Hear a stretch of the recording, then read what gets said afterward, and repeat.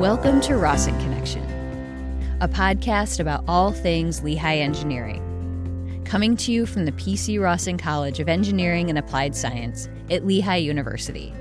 It's a show for students, alumni, faculty, and staff, current, former, and future, and for anyone interested in the many creative ways that engineers are solving the world's problems. I'm your host and producer, Christine Fennessy. Today's episode features Karmel Shehadeh. Karmel is an assistant professor of industrial and systems engineering, and she joined the Lehigh faculty in August of 2020. In this episode, she talks about how, as a kid, she dreamt about becoming a researcher, and how today she's applying those research skills to making healthcare systems more efficient. She talks about what she considers the best part of her job at Lehigh, and why she includes an unusually personal line in her faculty profile. Thanks for joining us. Karmel Shehadeh is from Jordan. She grew up in Amman, the capital, which is different from the Lehigh Valley in one very distinct way. Oh, Amman is really busy, so it's nothing like Bethlehem. Yeah, that's why I like to go in the weekends to New York, because it reminds me of my home, as busy as it is. She says in Amman, people walk everywhere. And even though it's a big city, there's a real community feel. People are really lovely. So people are always waving to each other, saying hi, whether you know them or not. One question she gets a lot is about the food she misses. She says Jordan has so many dishes that she can't really pin down anything specific. And anyways, it's more in the way that the food is prepared that makes it special. I think the most remarkable thing is that it's always fresh. So we don't do a lot of frozen or stuff. It's always fresh and healthy and really delicious to eat. Looking back on it now, it's probably not surprising that she became an engineer. I really loved math and science. I used to make my own toys, fix stuff at home. And then even when I grew up and I had a car, I used to change my own car oil. If I need to change my tire, I do it by myself. Pretty early on, she knew she was interested in problem solving. So she read a lot, almost exclusively about science. I was not a reader of books or novels. She also read about the work that researchers were doing in universities around the world. So she read a lot of faculty profiles, too. The idea of creating new knowledge, sharing it with students, and making an impact really resonated with her. She dreamt about becoming a researcher and a professor, and she was determined to be both, no matter what. But realizing her dream meant leaving her country and her family. The goal was always to be a faculty who do research, interact with people, teach. So there was no opportunity for me to do a PhD in Jordan, unfortunately. So she came to the U.S. and got her master's at Binghamton University in New York and her PhD in industrial and operations engineering at the University of Michigan. The field combined her passion for math and healthcare. As I always say, healthcare systems are one of the most complex systems to manage. And we have seen how the health system pretty much break down during the pandemic. So this, all of it makes very nice, lovely research problems to work on. As an optimizer, she was drawn to the complexity of these systems, the sheer number of research problems, and the impact once you solve these problems. I think this is what attracted me to healthcare. She joined the Lehigh faculty in August of 2020. As we always say, Lehigh is the home of optimization, right? And by that, she means it's where her amazing colleagues continue to develop new methodologies in optimization. At Lehigh, she says the primary goal of her research program is to build a multidisciplinary team that takes a data-driven approach to solving problems in service industries like healthcare. She says that in terms of her own methodological interest, I am in love with mixed integer programming. There's nothing in this world certain. So I really enjoy it when I solve the problems that involve, random factors. She takes that love of mixed integer programming and applies it to things like hospital readmission, capacity planning, scheduling, and more recently, facility location. The hope is to make the system run more efficiently for better access, less waiting time, better provider and patient satisfaction, and so on and so forth. For example, she says, imagine trying to schedule an appointment with a healthcare provider. Every provider, let's say they have 8 hours a day. So how we can allocate their 8 hours to different groups of patients? Say there's 10 patients.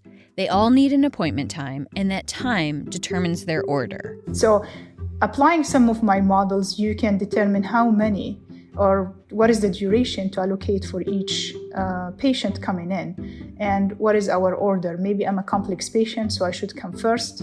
It's like, organizing your day. Like, I need to have a meeting with you first, then meet with my students, and so on. The model then directly impacts how and how well the problem is solved. It's the kind of challenge she thrives on. Maybe I cannot explain how much I love it, but when I sit on my computer and work on those integer programming problem, I just feel like I own the world. I really love it. A big part of why she loves it? Because we could all benefit from smarter systems. Because if the provider has really enough time with every patient, their mind is clear, they are not rushing anyone. So better outcome for the patient and more, satisfaction for the provider, and everybody's happy. Everybody's happy, in theory. She says it's not as simple as coming up with a great model and then reveling in its widespread implementation. And that's the gap between theory and practice. She says there's often resistance to change, although it can be hard to pinpoint just where that resistance is coming from. There is a lot of decision makers. There is a lot of rules and procedures, complex system ahead of the implementation. So I don't have really a clear answer about that. I'm trying to figure it out, I would say. Another area of her research involves the location of healthcare facilities.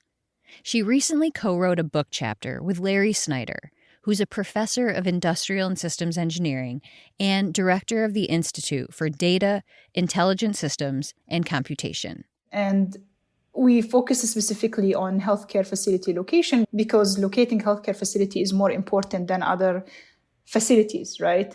And they have more constraints when you locate them than others. For example, a hard-to-access healthcare facility might lead to large percentage of death, mortality, morbidity, but a hard-to-access, maybe another type of facility might not have that impact on health. She says they looked at the literature to see how uncertainty and equity are modeled in where these facilities are located. Then we suggested key future direction to make healthcare facility location model more inequity averse to prevent any inequitable solutions.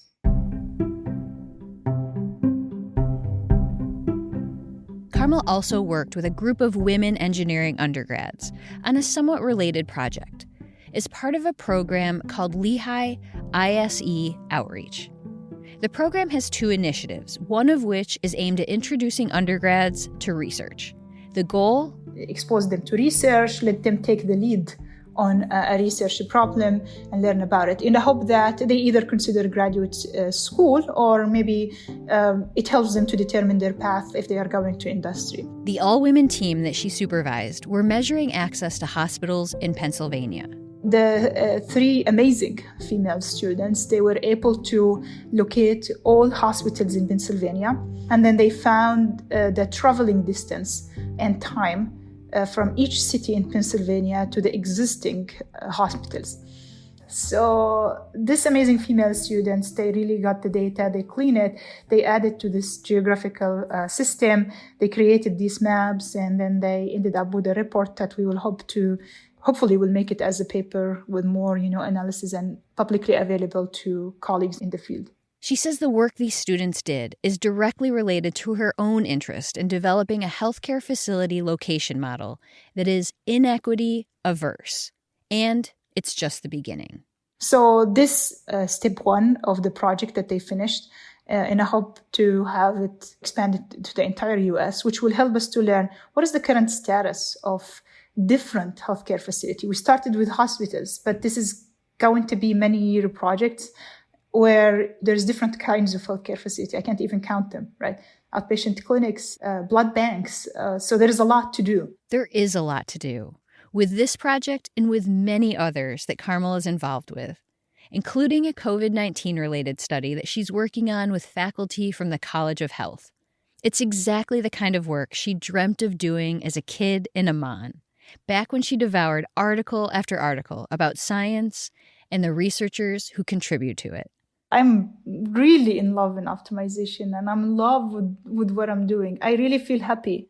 She loves addressing problems in healthcare, of working with theories, developing new insights, and making an impact. And she really loves teaching. You know, when students email you and you tell you like, oh, I enjoyed your class, are you teaching another one? I think this is really awesome. But the best part of her job? Working with the students on her research team. I see my research team as a family. I've never actually called them a team. I never actually asked them to call me a professor. So we're both equal. So it's like a family. Maybe I am, the mom here in the family. And I really love the healthy environment we have. I hope they are happy with me. I don't know. You can ask them.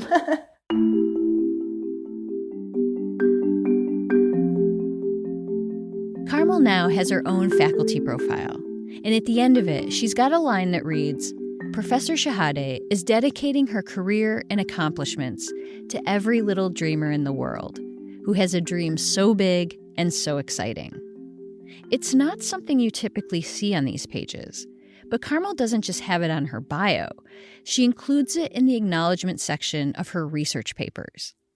She wants students to know that she was that kid once too, the one with big dreams that came with tough choices. For her, it was leaving her home and her family. But she did it. So whatever their challenges, she wants them to know they can do it too. I have that line because I want students to reach out to me, whether I become their advisor, whether they join Lehigh or not. And some actually students from the middle of nowhere, they email me and say, like, I really like this line. It's really, inspiring me. And this is just a simple thing I can do to tell people don't give up. You have a dream, they are valid, you have a voice, use it, and use it to make something good. And I really mean it, I would say.